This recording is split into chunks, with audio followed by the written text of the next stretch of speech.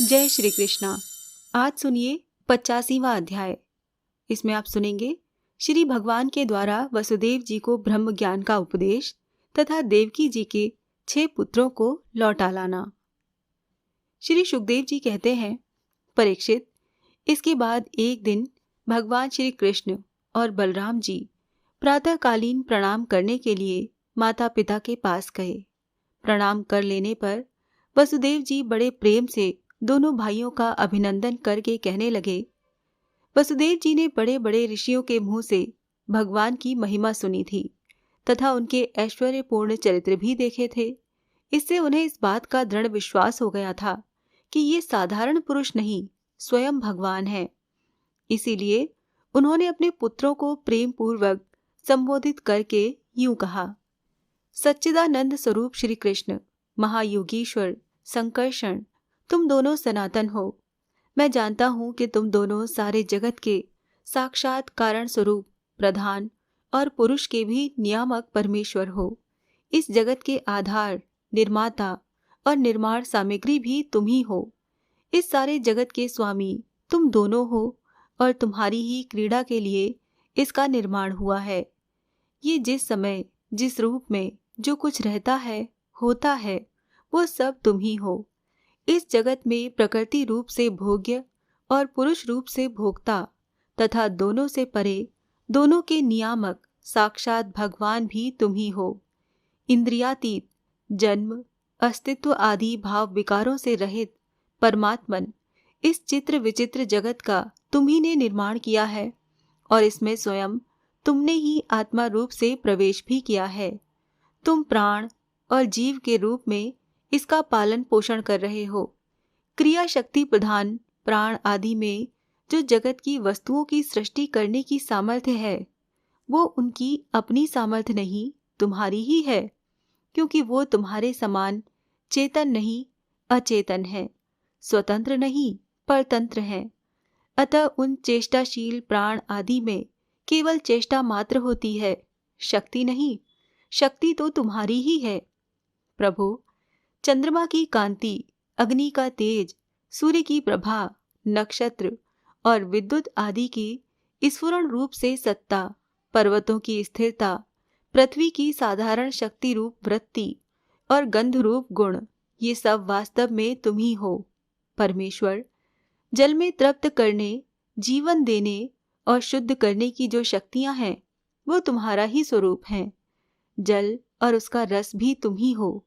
प्रभु, इंद्रिय शक्ति, अंतःकरण की शक्ति, शरीर की शक्ति, उसका हिलना डुलना, चलना फिरना, ये सब वायु की शक्तियां तुम्हारी ही हैं। दिशाएं और उनके अवकाश भी तुम ही हो। आकाश और उसका आश्रयभूत स्फोट, शब्द तन मात्रा या परावाणी, नाद, पश्यंती, ओंकार, मध्यमा तथा वर्ण एवं पदार्थों का अलग अलग निर्देश करने वाले पद, रूप, बैखरी वाणी भी तुम ही हो। इंद्रियां, उनकी विषय प्रकाशिनी, शक्ति और अधिष्ठात्र देवता तुम ही हो। बुद्धि की निश्चयात्मिका शक्ति और जीव की विशुद्ध स्मृति भी तुम ही हो। भूतों में उनका कारण तामस अहंकार, इंद्रियों में उनका कारण तेजस अहंकार और इंद्रियों के अधिष्ठात्र देवताओं में उनका कारण सात्विक अहंकार तथा जीवों के आवागमन का कारण माया भी तुम ही हो। भगवन, जैसे मिट्टी आदि वस्तुओं के विकार, घड़ा, वृक्ष आदि में मिट्टी निरंतर वर्तमान है और वास्तव में वो कारण रूप ही है, उसी प्रकार जितने भी विनाशवान पदार्थ हैं, उनमें तुम कारण रूप से अविनाशी तत्व हो। वास्तव में वो सब तुम्हारे ही स्वरूप हैं। प्रभु, सत्व, रज, तम, ये तीनों गुण और उनकी वृत्तियां महतत्व आदि परम ब्रह्म परमात्मा में, तुम में योग माया के द्वारा कल्पित हैं। इसीलिए ये जितने भी जन्म, अस्थि, वृद्धि, परिणाम आदि भाव विकार हैं, वो तुम में सर्वथा नहीं है। जब तुम में इनकी कल्पना कर ली जाती है, तब तुम इन विकारों में अनुगत जान पड़ते हो। कल्पना की निवृत्ति हो जाने पर तो निर्विकल्प परमार्थ स्वरूप तुम ही रह जाते हो। ये जगत सत्व, रज, तम, इन तीनों गुणों का प्रवाह है। देह, इंद्रियां, अंतःकरण, सुख, दुख और राग लोभ आदि उन्हीं के कार्य हैं।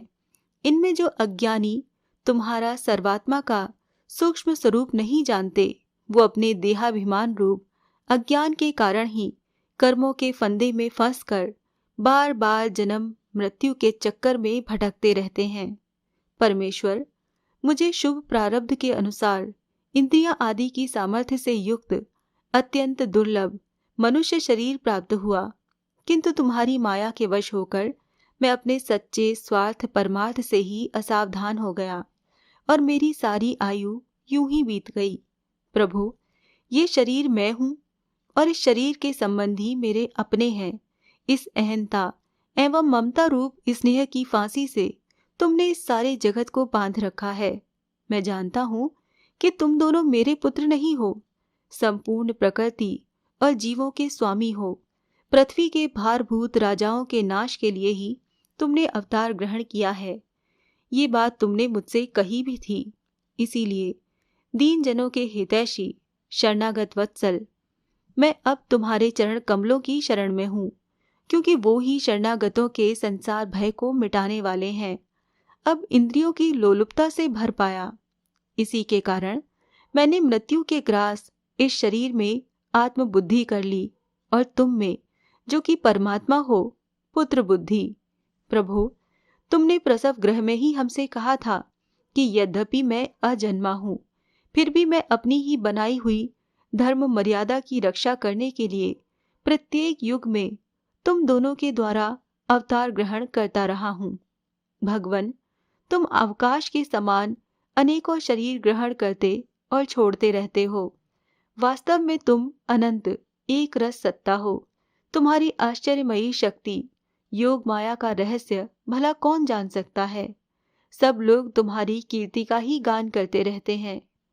श्री सुखदेव जी कहते हैं, परीक्षित, वसुदेव जी के ये वचन सुनकर यदुवंश शिरोमणि भक्त वत्सल भगवान श्री कृष्ण मुस्कुराने लगे। उन्होंने विनय से झुककर मधुर वाणी से कहा। भगवान श्री कृष्ण ने कहा, पिताजी, हम तो आपके पुत्र ही हैं। हमें लक्ष्य करके आपने ये ब्रह्म ज्ञान का उपदेश किया है। हम आपकी एक एक बात युक्ति युक्त मानते हैं। पिताजी, आप लोग, मैं, भैया बलराम जी, सारे द्वारिकावासी, संपूर्ण चराचर जगत, सबके सब आपने जैसा कहा वैसे ही हैं। सबको ब्रह्म रूप ही समझना चाहिए। पिताजी, आत्मा तो एक ही है, परंतु वो अपने में ही गुणों की सृष्टि कर लेता है और गुणों के द्वारा बनाए हुए पंचभूतों में एक होने पर भी अनेक, स्वयं प्रकाश होने पर भी दृश्य, अपना स्वरूप होने पर भी अपने से भिन्न, नित्य होने पर भी अनित्य और निर्गुण होने पर भी सगुण के रूप में प्रतीत होता है। जैसे आकाश, वायु, अग्नि, जल और पृथ्वी, ये पंच महाभूत अपने कार्य घट, कुंडल आदि में प्रकट, अप्रकट, बड़े छोटे, अधिक थोड़े, एक और अनेक से प्रतीत होते हैं, परंतु वास्तव में सत्ता रूप से वो एक ही रहते हैं। वैसे ही आत्मा में भी उपाधियों के भेद से ही नानात्व की प्रतीति होती है। इसीलिए जो मैं हूं वही सब हैं। इस दृष्टि से आपका कहना ठीक ही है। श्री सुखदेव जी कहते हैं, परीक्षित, भगवान श्री कृष्ण के इन वचनों को सुनकर वसुदेव जी ने नाना तत्व की बुद्धि छोड़ दी। वो आनंद में मग्न होकर वाणी से मौन और मन से निसंकल्प हो गए। कुरुश्रेष्ठ, उस समय वहां सर्वदेवमयी देवकी जी भी बैठी हुई थीं। वो बहुत पहले से ही ये सुनकर अत्यंत विस्मित थी कि श्री कृष्ण और बलराम जी ने अपने मरे हुए गुरु पुत्र को यमलोक से वापस ला दिया। अब उन्हें अपने उन पुत्रों की याद आ गई जिन्हें कंस ने मार डाला था। उनके स्मरण से देवकी जी का हृदय आतुर हो गया, नेत्रों से आंसू बहने लगे। उन्होंने बड़े ही करुण स्वर से श्री कृष्ण और बलराम जी को संबोधित करके कहा। देवकी जी ने कहा, लोकाभिराम राम, तुम्हारी शक्ति मन और वाणी के परे है। श्री कृष्ण, तुम योगेश्वरों के भी ईश्वर हो। मैं जानती हूँ कि तुम दोनों प्रजापतियों के भी ईश्वर आदि पुरुष नारायण हो। ये भी मुझे निश्चित रूप से मालूम है कि जिन लोगों ने काल क्रम से अपना धैर्य, संयम और सत्वगुण खो दिया है तथा शास्त्र की आज्ञाओं का उल्लंघन करके जो स्वेच्छाचार परायण हो रहे हैं, भूमि के भारभूत उन राजाओं का नाश करने के लिए ही तुम दोनों मेरे गर्भ से अवतीर्ण हुए हो। विश्वात्मन, तुम्हारे पुरुष रूप अंश से उत्पन्न हुई माया से गुणों की उत्पत्ति होती है और उनके लेश मात्र से जगत की उत्पत्ति, विकास तथा प्रलय होता है। आज मैं सर्वांतकरण से तुम्हारी शरण हो रही हूँ। मैंने सुना है कि तुम्हारे गुरु सांदीपनी जी के पुत्र को मरे बहुत दिन हो गए थे। उनको गुरु दक्षिणा देने के लिए उनकी आज्ञा तथा काल की प्रेरणा से तुम दोनों ने उनके पुत्र को यमपुरी से वापस ला दिया। तुम दोनों योगीश्वरों के भी ईश्वर हो, इसीलिए आज मेरी भी अभिलाषा पूर्ण करो। मैं चाहती हूँ कि तुम दोनों मेरे उन पुत्रों को जिन्हें कंस ने मार डाला था ला दो और उन्हें मैं आंख भरकर देख लूं। श्री सुखदेव जी कहते हैं, प्रिय परीक्षित, माता देवकी जी की ये बात सुनकर भगवान श्री कृष्ण और बलराम दोनों ने योग माया का आश्रय लेकर सुतल लोक में प्रवेश किया। जब दैत्यराज बलि ने देखा कि जगत के आत्मा और इष्ट देव तथा मेरे परम स्वामी भगवान श्री कृष्ण और बलराम जी सुतल लोक में पधारे हैं, तब उनका हृदय उनके दर्शन के आनंद में निमग्न हो गया।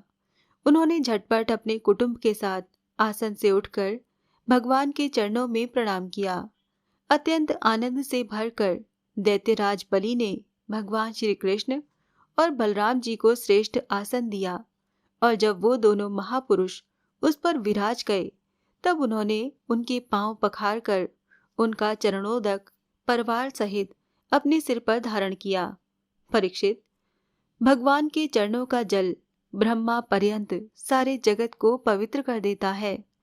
इसके बाद दैत्यराज बलि ने बहुमूल्य वस्त्र, आभूषण, चंदन, तांबूल, दीपक, अमृत के समान भोजन एवं अन्य विविध सामग्रियों से उनकी पूजा की और अपने समस्त परिवार, धन तथा शरीर आदि को उनके चरणों में समर्पित कर दिया। परीक्षित, दैत्यराज बलि बार बार भगवान के चरण कमलों को अपने वक्षस्थल और सिर पर रखने लगे। उनका हृदय प्रेम से विहल हो गया, नेत्रों से आनंद के आंसू बहने लगे, रोम रोम खिल उठा। अब वो गदगद स्वर से भगवान की स्तुति करने लगे। दैत्यराज बलि ने कहा, बलराम जी, आप अनंत हैं, आप इतने महान हैं कि शेष आदि सभी विग्रह आपके अंतर्भूत हैं। सच्चिदानंद स्वरूप श्री कृष्ण, आप सकल जगत के निर्माता हैं। ज्ञान योग और भक्ति योग दोनों के प्रवर्तक आप ही हैं। आप स्वयं ही परम ब्रह्म परमात्मा हैं। हम आप दोनों को बार बार नमस्कार करते हैं। भगवान, आप दोनों का दर्शन प्राणियों के लिए अत्यंत दुर्लभ है, फिर भी आपकी कृपा से वो सुलभ हो जाता है, क्योंकि आज आपने कृपा करके हम रजोगुणी एवं तमोगुणी स्वभाव वाले दैत्यों को भी दर्शन दिया है।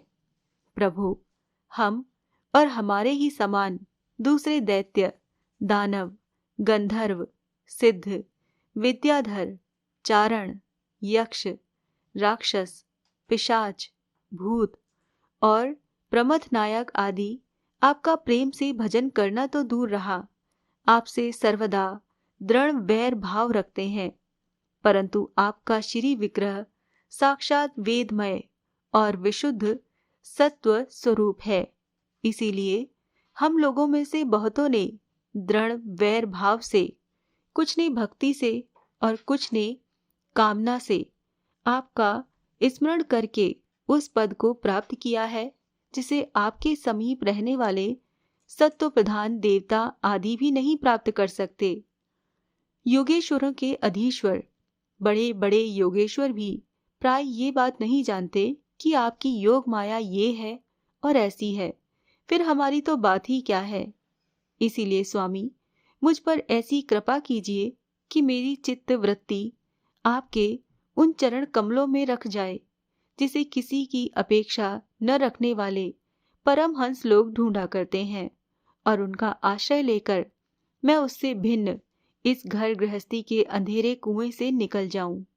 प्रभु, इस प्रकार आपके उन चरण कमलों की, जो सारे जगत के एकमात्र आश्रय हैं, शरण लेकर शांत हो जाऊं और अकेला ही विचरण करूं।